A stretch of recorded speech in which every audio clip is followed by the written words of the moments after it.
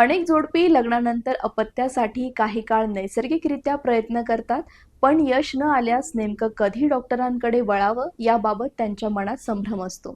लग्नानंतर नक्की किती काळ वाट पाहिल्यानंतर एका जोडप्यानं हे ओळखायला हवं की आता नैसर्गिकरित्या गर्भधारणा होण्यास अडचण येत आहे आणि जोडपी नेमकी कुठे चूक करतात किंवा कोणत्या कारणांमुळे डॉक्टरांकडे यायला उशीर होतो, या सर्व प्रश्नांची उत्तरं आपल्याला देणार आहेत IVF या विषयातील तज्ञ डॉक्टर अखिलेश्वर सिंग।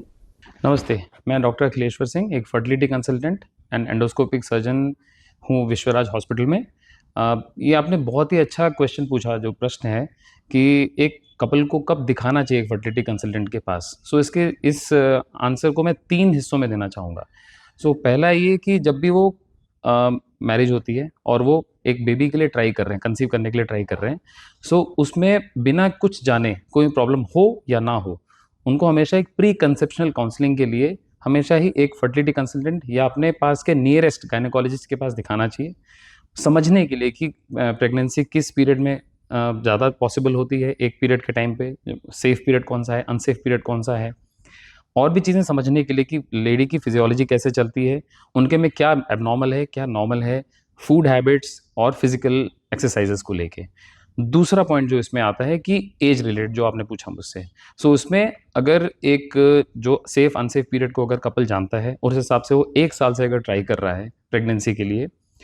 और वाइफ की एज 35 से कम है, इस केस में उनको केवल 1 साल तक वेट करने की ज़रूरत है। उसके बाद उन्हें किसी भी फर्टिलिटी कंसल्टेंट या गायनेकोलॉजिस्ट के पास जाना चाहिए और एक बेसिक फर्टिलिटी स्क्रीनिंग करनी चाहिए कि उसके आगे का क्या प्रोसीजर है।